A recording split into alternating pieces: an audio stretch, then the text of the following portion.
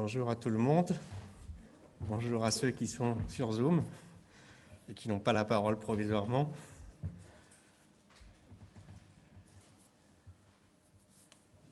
J'espère que vous n'êtes pas trop fatigués de l'Assemblée générale, que vous êtes encore capable d'écouter une demi-heure de prédication.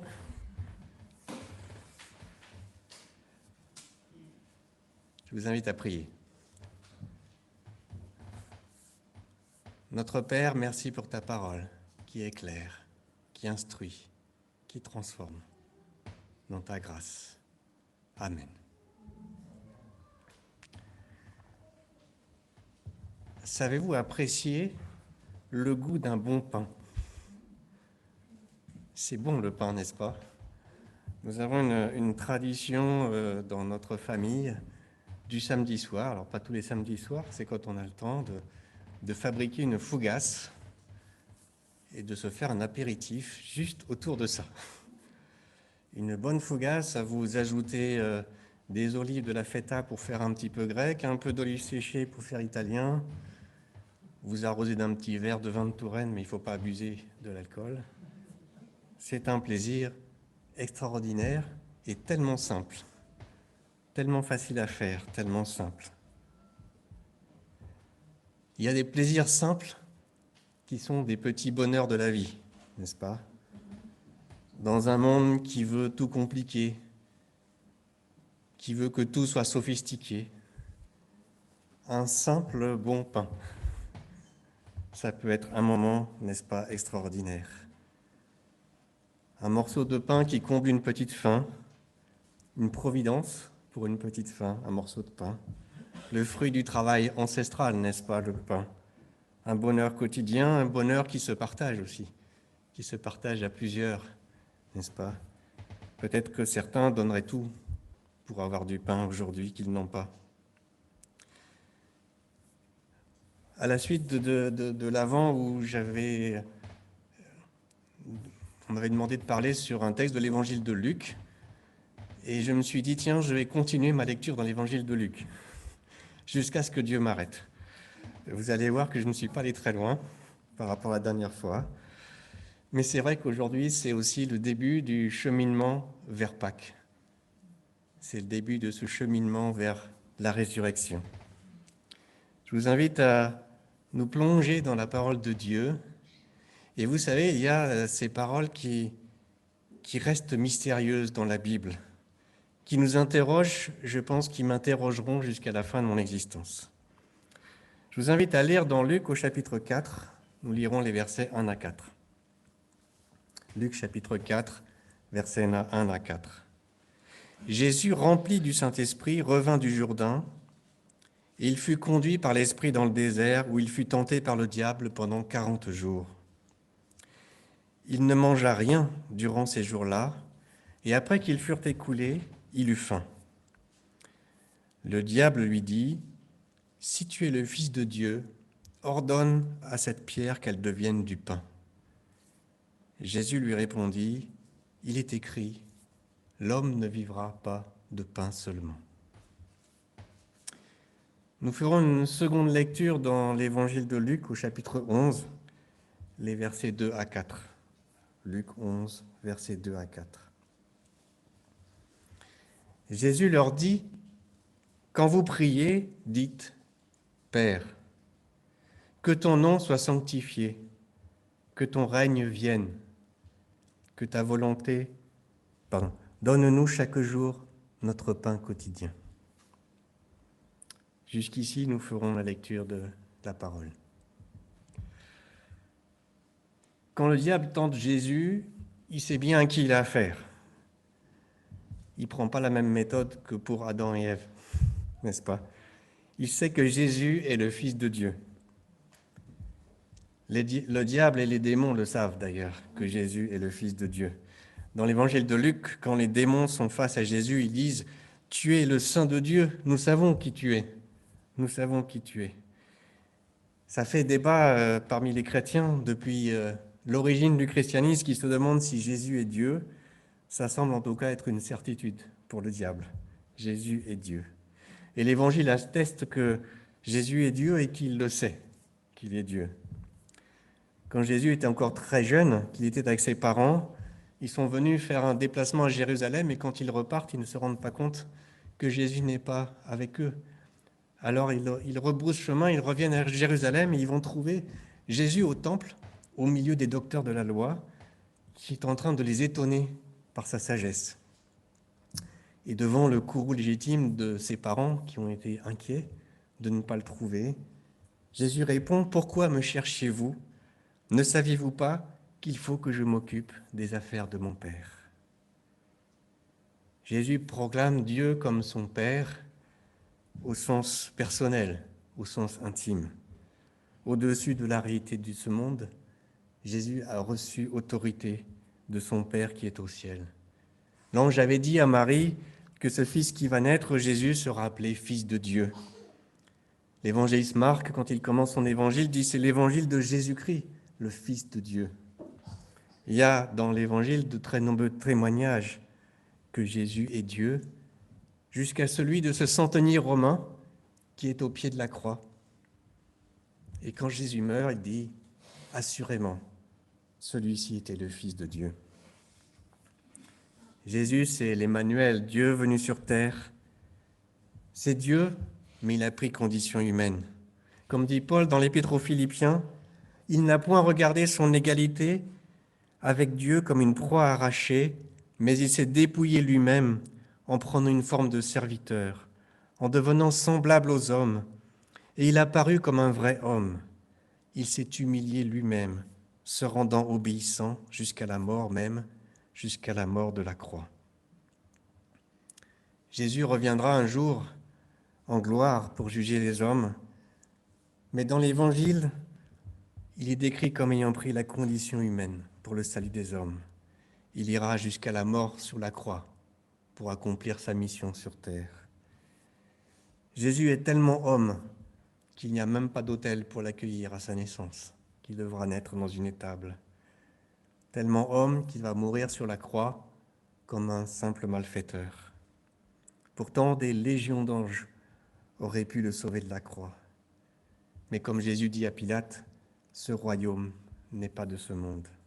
Mon royaume n'est pas de ce monde.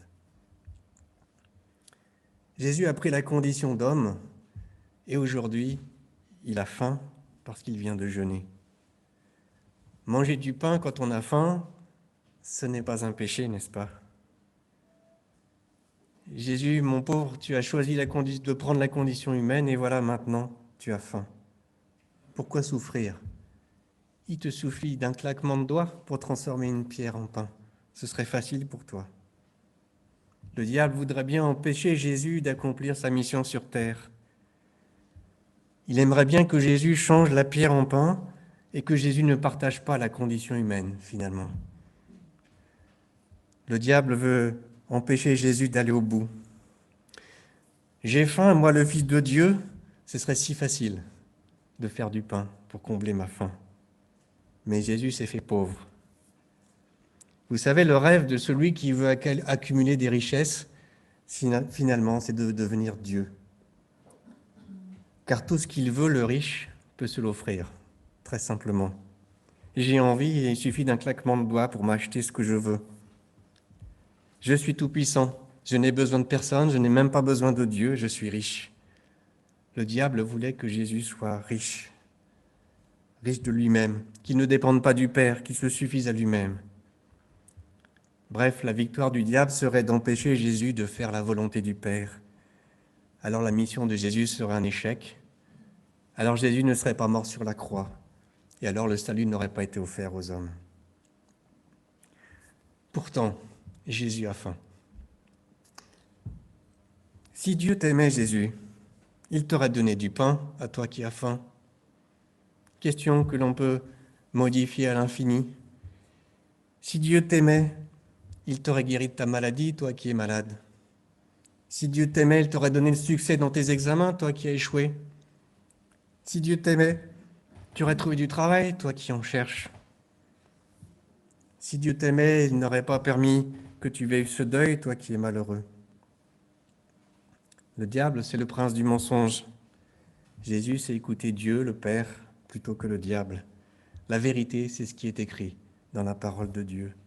L'homme ne vivra pas de pain seulement. Vivre la vie que Dieu nous donne, ce n'est pas que manger et boire, c'est aussi écouter la parole qui sort de la bouche de Dieu. Jésus disait, ma nourriture, c'est de faire la volonté de celui qui m'a envoyé et d'accomplir son œuvre. À aucun moment, Jésus n'a de mépris pour la nourriture terrestre. À aucun moment, Jésus ne refuse un bon repas. Aux noces de Cana, il va même pourvoir au vin alors qu'il y en avait eu déjà du vin, à consommer avec modération. Chez Lazare, Marthe et Marie, qui est une famille qui semble accueillir fréquemment Jésus pendant son ministère, c'est l'occasion où Jésus donne un enseignement, mais c'est aussi l'occasion de repas, visiblement. Il est bien accueilli autour d'un repas. Et souvent, au cours de son cheminement, Jésus est invité ici ou là par des personnes qui l'accueillent à déjeuner ou à dîner. Même au moment le plus tragique de sa mission, peu de temps avant sa mort, c'est autour d'un repas que Jésus va instituer la Sainte Seine. Mais ces plaisirs-là ne sont pas le sens de l'existence de Jésus. Aujourd'hui, Jésus a choisi de rester soumis à la volonté de Dieu. Au temps prévu par Dieu, Jésus mangera. Il aurait pu tellement facilement changer la pierre en pain pour combler sa faim. Jésus refuse aussi ce Dieu magique que nous attendons si souvent. Les hommes sont friands du merveilleux. On voit comment le New Age a encore un renouveau ces derniers temps.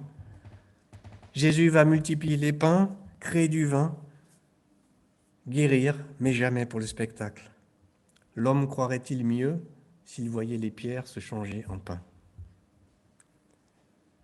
Les miracles de Jésus sont des actes de miséricorde, des signes du royaume de Dieu, même si quelques-uns sont attirés pour adorer Jésus parce qu'ils ont vu des miracles et parce qu'ils sont attirés par le merveilleux. Alors, puisque Jésus est Dieu, il pourrait faire du pain et résoudre définitivement le problème de la subsistance quotidienne. Ce que nous ferions si nous étions à sa place, n'est-ce pas? Nous expliquerions à Dieu que ventre affamé n'a pas d'oreille, ou comme disent les Grecs, que l'ours affamé ne danse pas. Chaque premier samedi du mois, il y a, dans l'entraide qui se fait ici le samedi matin, un volontaire qui s'enferme dans le placard là-haut, dans le placard des kits d'hygiène. Et il y a beaucoup de demandes de kits d'hygiène, et la plupart du temps, à 10h15, on n'a plus ce qu'il faut. Il nous faut des couches numéro 5 qui nous mangent toujours, des couches numéro 4, du gel, des brosses à dents, des rasoirs, etc. Seigneur, j'aurais bien aimé que tu multiplies les couches numéro 5 quand on m'en demande et que je ne peux pas en donner. C'est terrible, n'est-ce pas, de pas rendre ce service. Alors Dieu m'a dit, c'est simple, tu vas au supermarché, tu en achètes et comme ça tu pourras partager avec ceux qui n'en ont pas. Donne-leur toi-même ce dont ils ont besoin. N'est-ce pas, quand les disciples sont venus voir Jésus parce qu'il y avait une foule qui l'avait suivi au désert, une foule affamée, ils viennent voir Jésus en disant, là, il faut les renvoyer chez eux, ils n'ont rien à manger. Jésus leur répond, donnez-leur vous-même à manger. Et seulement après, Jésus va faire un miracle. Il faut savoir entendre ce que dit Dieu. Jésus nous dit que rien dans la vie n'a de sens s'il n'est éclairé par la parole de Dieu. Ni le pain, ni l'amour, ni le travail, ni la famille, ni rien du tout n'a de sens dans la vie sur terre s'il n'est éclairé par la parole de Dieu. Vivre de la parole de Dieu, c'est ne pas écouter celle de Satan. Qui voudrait que je sois riche pour être Dieu à la place de Dieu? Il voudrait que je recherche le merveilleux pour être Dieu à la place de Dieu. Jésus nous invite à une démarche humble, d'écoute et d'obéissance à la parole de Dieu pour nous en nourrir. Il y a quelque temps, je vous avais dit que l'humilité, c'était croire que la vérité est au-dessus de nous. Mais peut-être faut-il ajouter aussi que l'humilité n'exige pas qu'on se rabaisse, mais plutôt qu'on s'élève vers ceux qui nous dépassent. Dans le confinement de la pandémie, il y a eu beaucoup de tragédies personnelles et Laurent en a parlé hier soir dans son rapport moral. des gens qui ont perdu du travail, mais aussi des tragédies familiales, de la violence. Ça a été pour beaucoup une vraie difficulté. Mais il y a aussi une tragédie plus commune qui a eu lieu dans beaucoup de têtes, qu'on pouvait lire dans les regards, dans les paroles, sur cette première période, au moins sur le premier confinement. Des hommes et des femmes qui se sont sentis tout à coup pauvres parce qu'ils étaient seuls face à eux-mêmes. Ils étaient nus face à Dieu. Vous savez, comme Adam, qui avait péché, et quand Dieu revient le voir au jardin d'Éden, Adam se cache. Et Dieu dit, mais pourquoi tu t'es caché? Il dit, mais je me sentais nu devant toi. Eh bien, je crois que beaucoup se sont sentis nus tout à coup, parce qu'on leur avait enlevé l'essentiel. Ils étaient enfermés chez eux, et ça n'a pas de rapport avec le montant du compte en banque. Aucun rapport avec le montant du compte en banque. Ils se sentaient pauvres. Il n'y avait pas de magasin, pas de bar, pas de loisirs extérieurs. Je n'étais que moi-même. Et de pauvres, certains ont pu devenir riches, profiter de cette pauvreté de vie pour être face à son Dieu et écouter sa parole. L'homme vivra de la vérité. La vie n'a pas de sens sans vérité, et la vérité sort de la bouche de Dieu, dit Jésus. Et un jour, nous y réfléchirons. Pas aujourd'hui, on n'a pas le temps, mais Pilate a répondu à Jésus, mais qu'est-ce que la vérité? En tout cas, dans notre histoire d'aujourd'hui, l'Évangile nous apprend à compter sur la providence de Dieu. Dans l'exemple de la prière du Seigneur que je vous ai lu tout à l'heure, il est dit « Donne-nous chaque jour notre pain quotidien ». Dans l'Évangile de Matthieu, c'est dit un peu différemment, c'est dit « Donne-nous aujourd'hui notre pain quotidien ». Alors je crois que Bob vous a promis de vous éclairer sur la différence de la prière entre Matthieu et Luc. Vous pourrez lui demander. Il fera ça très très bien. Le début de la prière que le Seigneur nous apprend est en tu. Toi, tu es mon Dieu, mon Créateur, celui qui régnera. Et la fin de la prière est en nous. Nous sommes tes créatures. Nous dépendons de toi, notre Dieu. Pour trois besoins essentiels, se nourrir, être pardonné et être préservé du mal. Jésus nous invite à nous reconnaître humains, pécheurs fragiles. Donne-nous chaque jour, aujourd'hui, ce dont nous avons besoin, Seigneur. Alors, il y a un long débat linguistique. Je ne rentrerai pas dedans, je ne suis pas compétent, sur le mot qui est utilisé pour le pain quotidien. C'est un mot unique dans le Nouveau Testament. Je laisserai le débat aux experts, mais je le prendrai aujourd'hui comme ce qui désigne la nourriture nécessaire à la vie. Jour après jour, la vie est faite de travail et de pain. À aujourd'hui suffit sa peine. J'ai le pain aujourd'hui, j'en suis reconnaissant, je suis confiant pour demain. J'ai la nourriture matérielle nécessaire, indispensable pour aujourd'hui, pour mon quotidien. Luther et Calvin s'accordaient pour dire que le Dieu de gloire se manifeste dans notre quotidien, même en apparence routinier. Le bon Père ne dédaigne pas de prendre soin de nous, jusque dans le moindre détail. Le croyant et l'incroyant reçoivent du pain, mais le regard du croyant est différent. Il rend grâce à Dieu pour ce pain qu'il a reçu aujourd'hui. Contre la routine de la vie, le croyant vit chaque jour un instant de grâce de Dieu et peut dire merci du fond du cœur à Dieu pour tout. Quand j'étais lycéen, j'avais un camarade de lycéen, je ne sais pas quelle était la profondeur de sa foi, je ne peux pas le savoir. Il avait vécu un grave accident dont il estimait, à tort ou à raison, qu'il en avait réchappé miraculeusement, qu'il aurait pu mourir ce jour-là, qu'il est passé tout près de la mort. Et depuis ce jour-là, et tout le monde se moquait de lui à cause de ça, mais c'est un monde non-croyant dans lequel nous vivons. Quand il rédigeait ses copies, ses devoirs, il écrivait « Par la grâce de Dieu » le 21 février 2021. Il précédait toujours de « Par la grâce de Dieu ». pour dire que quand je me lève ce matin, c'est par la grâce de Dieu.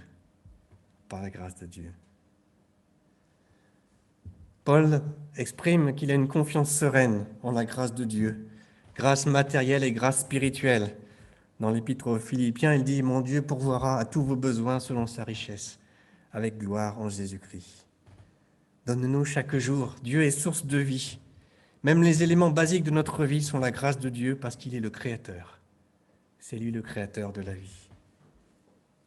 Et Jésus nous dit qu'il faut dire « donne-nous » et pas « donne-moi ». Ce pain, il est nécessaire de le partager sur cette terre. Ce n'est pas mon pain, c'est notre pain. Ce n'est pas un plaisir égoïste de consommation, c'est un partage. Il y a celui qui en a trop et celui qui n'en a pas assez. C'est notre pain. Si certains en ont trop et d'autres pas assez, est-ce la faute de Dieu ou est-ce la faute des hommes? Est-ce que ma prière est juste si j'ai trop à manger et que d'autres à côté de moi n'ont pas assez? Dieu, tu es puissant, tu pourrais d'un claquement de doigts changer des pierres en pain. Et au lieu de cela, tu me demandes de partager ce pain. Ce n'est pas le mien, c'est le nôtre. Ma demande est modeste, comme disait Henri Blocher. Jésus nous invite à demander un simple pain et pas de la brioche. Mais en plus, ce pain, Dieu veut que je le partage. Il n'est pas pour moi seul. Mon cheminement sur terre est un cheminement de partage. Notre pain de ce jour, les Israélites l'ont bien connu. Quand ils sont partis de l'esclavage en Égypte et qu'ils sont partis en chemin pour la terre promise, ils passaient par des zones désertiques où il n'y avait rien à manger. Et chaque matin, quand ils se levaient, ils trouvaient la manne, avec laquelle, ces petites graines avec lesquelles ils faisaient du pain. Et chacun en ramassait, et ceux qui en avaient trop ont donné à ceux qui n'en avaient pas assez. Et surtout, il ne fallait pas le conserver. Le deuxième jour, la manne était pourrie. C'était juste le pain de ce jour-là. Ne vous inquiétez donc point et ne dites pas que mangerons-nous, que boirons-nous, de quoi serons-nous vêtus. Car toutes ces choses, ce sont les païens qui les recherchent. Votre Père céleste sait que vous en avez besoin. Cherchez premièrement le royaume de Dieu et la justice, et toutes ces choses vous seront données par-dessus. Ne vous inquiétez donc pas du lendemain, car le lendemain aura soin de lui-même. À chaque jour suffit sa peine. Ceux parmi nous qui sont nés en France ont eu leurs parents, leurs grands-parents, suivant votre âge, qui ont vécu la Deuxième Guerre mondiale. Ils ont vécu le manque, la faim, le partage de peu de choses par moment. Ceux parmi nous qui ne sont pas nés en France ont peut-être même eux-mêmes connu ces épisodes de guerre ou de guerre civile où on manque de tout. Et entre-temps, on a créé une génération qui a voulu de l'abondance, au prix d'élevage intensif, au prix de produits chimiques pour produire plus, parfois au détriment des pays pauvres. L'homme occidental a voulu être Dieu et produire en abondance, parfois jusqu'au dégoût, mal-être profond de l'homme moderne, perdu entre boulimie et anorexie, obligé de créer des salles de sport partout pour perdre son ventre parce qu'on a trop mangé.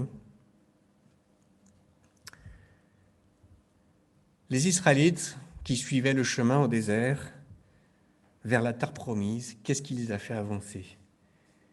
Est-ce que c'est le fait que Dieu leur donnait le pain au quotidien ou est-ce que le fait que Dieu avait les paroles de vie?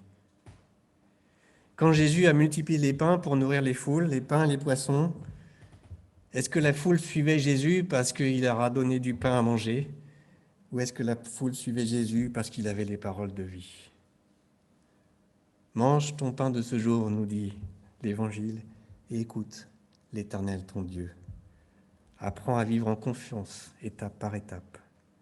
Le peuple d'Israël a appris à avancer, étape par étape, sur le chemin de la terre promise. Chaque jour, ils avaient un chemin à suivre, et chaque jour, ils recevaient la manne pour se nourrir. Alors Luther a élargi la demande du pain quotidien en disant « Mais le pain quotidien, c'est aussi notre nourriture, notre vêtement, notre demeure. notre champ, notre bétail, notre salaire journalier, la paix, l'ordre, la santé, les fidèles amis, toutes choses nécessaires à l'entretien de la vie. C'est la grâce de Dieu. Et l'Évangile nous appelle à profiter de l'instant présent de notre vie, pas n'importe comment, sous le regard de Dieu et à la lumière de sa parole. Jésus, tu as raison. Vivre en homme, c'est dépendre de la providence de Dieu pour chaque jour. Vivre en homme, c'est dépendre de la providence de Dieu et de la parole de Dieu pour chaque jour. Vivre de la parole de Dieu, c'est écouter Dieu et c'est ne pas écouter le diable. Mais dans un monde cacophonique, la parole de Dieu peut-elle être entendue? Dans le livre de Deutéronome, il est dit aux Israélites, « Souviens-toi de tout le chemin que l'Éternel ton Dieu t'a fait faire pendant ces 40 années dans le désert, afin de t'humilier, de t'éprouver, pour savoir quelles étaient les dispositions de ton cœur, et si tu garderais ou non ses commandements. Il t'a humilié, il t'a fait souffrir de la faim, il t'a nourri de la manne que tu ne connaissais pas et que n'avaient pas connu tes pères, afin de t'apprendre que l'homme ne vit pas de pain seulement, mais que l'homme vit de tout ce qui sort de la bouche de l'Éternel. » Et je terminerai avec ce verset du psaume que nous avons lu en famille ce matin avant le petit déjeuner. Psaume 119, verset 10. « Je te cherche de tout mon cœur, ne me laisse pas égarer loin de ton commandement. » Je vous invite à prier.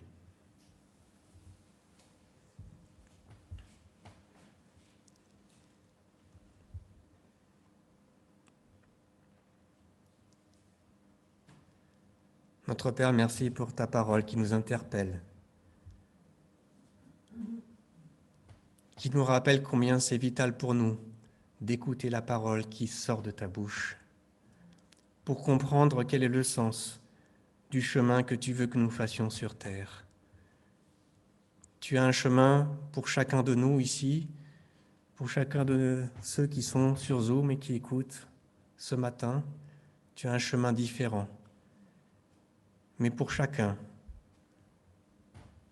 tu l'accompagnes de ta grâce de tous les jours, de chaque instant, dans les moindres détails.